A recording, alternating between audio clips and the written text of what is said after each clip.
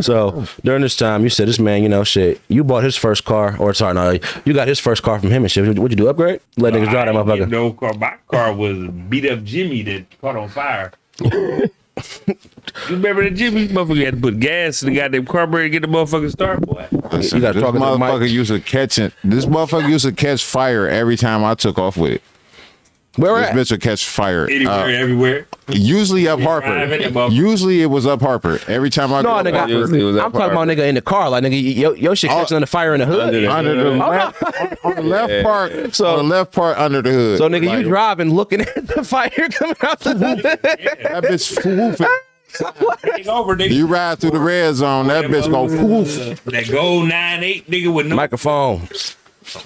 Or that motherfucking gold 9.8 with no springs and shocks in the back with the lining tore out. So that motherfucker, all you had was yellow shit. That bitch used to jump lanes. That bitch used to jump lanes. That bitch was. We ain't give a fuck. We ride in the hood. If you open the trunk, you can see the shocks and the wheels. The shocks and wheels. You got to kick the radio in that motherfucker. You got to kick the radio. Woo! Nigga driving the car and do this. Like, yep. Like, what the fuck? But watch this. That motor in that motherfucker gonna have like 30,000 miles. Man, what the springs? It was not even no houses anymore. Nigga, the trunk was the spring part shot through the trunk. Nigga, it was over with. That bitch for no reason. To weigh that motherfucker down to keep it from banging your damn head. Like this, dog. Is this around the time you told me that y'all was fucking smoking inside the car that had like the fucking dead cat in the back and shit? Nah, that was years. Jesse tried. Didn't happen, right? I told that nigga. I said, right after, why the fuck y'all ain't take the cat out the car? Listen, man. First off, right after, right after the shit happened, he talking about all that. First off, we was sneaking smoking. This nigga had shot the back window out with a BB gun. It's wintertime.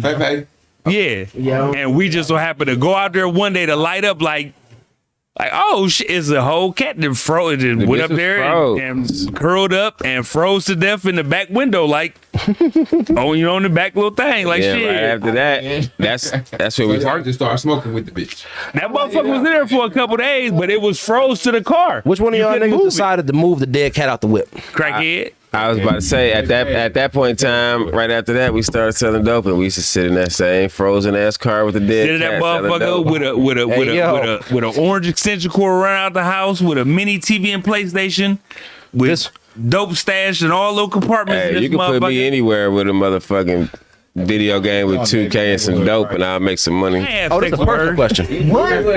No, she gave me a velveteen rub. Velveteen rub? I don't think I've ever heard that phrase. I'm guessing that mean getting your dick sucked by a crackhead with no teeth. She took her teeth out. Yeah. I ain't gonna lie. All jokes aside, it felt good, didn't it?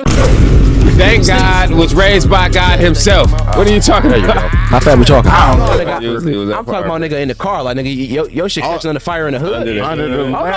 So you say this is Trife life, right? You know what I'm saying? And there was a crackhead that took this cat out of the bag. Which one of you niggas would you say had sex with the most crackheads? What type of question is that? See, listen, hold on. When Rex did it, wait. I love AOL. I was 16. Chaldean bitch was throwing me like $1,500 a week out the window. I was getting like $50 to take her there. How fast we talking? I don't know. With that being said, if I see a body, I'ma top the whole block with it. All these fake diamonds, man, these niggas keep. Did she have like a brother or something? And he was stealing money too. Paul George, please. What? And sometimes you gotta put a grocery store bag on a bucket, shit it, and throw it over the back fence. Chasing bitches once or twice, that's it. I ain't saving bitches. Put that pussy on the plate. Swear I be craving bitches. Just know these niggas gonna demonetize me. And within a month or two, Brody got kidnapped. So you still talking shit after they shoot you in the hand and shit? Yeah. Chasing bitches, asshole, I fuck with ugly. But she came with bitches. Threesome with 2 5s. Huh? You ever get the feeling back in your hand after this? Getting shot in my ass was a little wild. Like, smoke this crack in front of me if you ain't the police. The average day in our house, anybody who's in here is gonna walk out with $10,000. She ready to smoke 9 meat sober? Thank God podcast does not condone this message.